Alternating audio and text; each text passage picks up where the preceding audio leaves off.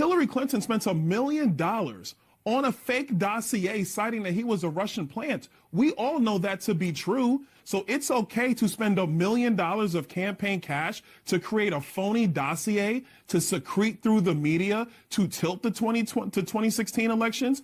But now we're going to say that there are booking irregularities about an NDA agreement between him and somebody else, and that's now hiding stuff from the people. I mean, this is a joke. It's a ridiculous. This is why this is a political persecution of Donald Trump. When you look at the timeline and history of all the cases brought against Donald Trump, it's really easy to see the political persecution being brought intentionally against him for the purposes, of course, of affecting the upcoming 2024 presidential election. Now, what we're going to focus on in this video is Megyn Kelly's total evisceration of a leftist moderator over on the All In podcast discussing this exact same topic. But before we get to the clips, please like and comment on the video so we can break through the algorithms. Here we go. Trump on appeal will win. There are so many holes in that case, so I don't think Trump will ever do one single day in jail. So, Megyn, if we look at the 5 cases, 6 months from now, or a year from now, let's assume all 5 of them go to trial. He's guilty of 3 so far. Wait, what do you mean he's guilty of 3 so far? Well, he's been convicted of 3. Sorry. What do you mean? No, he hasn't. Eugene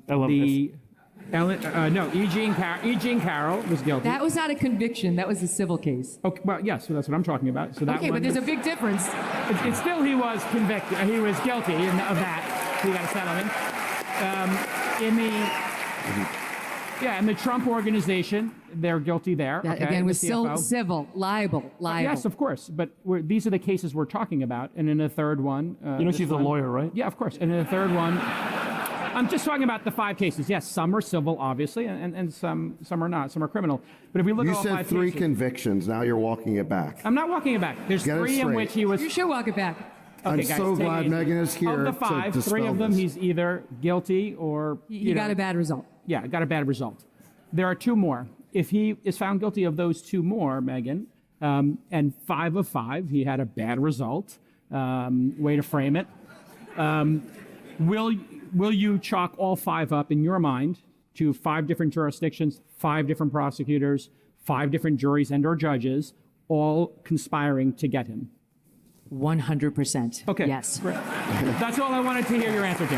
5 of 5, 5 different jurisdictions. Yeah. You think it's all lawfare? Eugene Carroll, they changed the law so that she could bring a civil lawsuit against him, and she did. New York went 87% for Joe Biden. That fix was in right from the start. The fraud trial that Letitia James brought against him has never been brought. There's no victims. The banks who were involved said, we didn't lose a penny. What are we doing here? We weren't damaged. Nobody was complaining except Tish James, who ran for office saying, I will get him.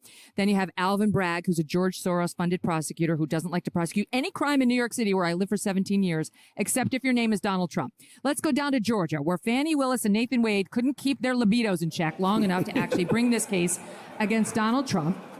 It's a repeat of what was happening in January 6th up in the case with Judge Chutkan, who loathes Trump and has sentenced almost every J6 defendant to way more jail time than their counterparts would get.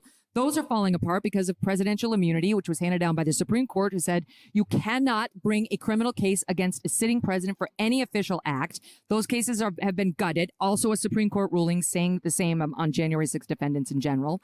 And that leaves us with Florida and the documents. And Trump has torn that apart because Jack Smith wasn't properly appointed and isn't the right counsel. But there are other issues. They haven't even gotten to presidential immunity there. And so that one's going nowhere as well. And by the way, they're going to appeal it up to the 11th Circuit. She just threw it out. The 11th Circuit is conservative, and thank God so is the current Supreme Court. They're not going to tolerate that nonsense. Let me ask you about...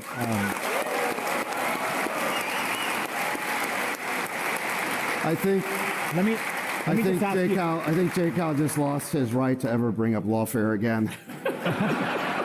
We're done with your bullshit. It's over. I love the way Megyn Kelly takes this all apart. We have this lefty moderator over here saying, oh, what about all of these convictions, all these guilty verdicts? And not so much. He's been found liable in civil court. Not the same thing. And any of the cases that actually are criminal are basically falling apart at the seams, okay? And I want to remind everybody, remember that Fani Willis, Letitia James, Alvin Bragg, Jack Smith, they all met at the White House prior to filing all these charges against Donald Trump. So yeah, there's definitely no conspiracy here in terms of coordinated attacks. And that's something else he brought up. All of these courts actually conspired together to go after Donald Trump and Megyn Kelly. No qualms, no ifs, ands, or buts, 100%, right? Rush Limbaugh used to make the great point that all of these leftist conspiracies don't actually have to have chat rooms or official communication, because all these people who have been put in place all believe the same thing. So basically, it's a conspiracy without necessarily a full-blown conspiracy. But when you look at all these cases being brought up at the same time and meeting at the White House beforehand, as we just mentioned,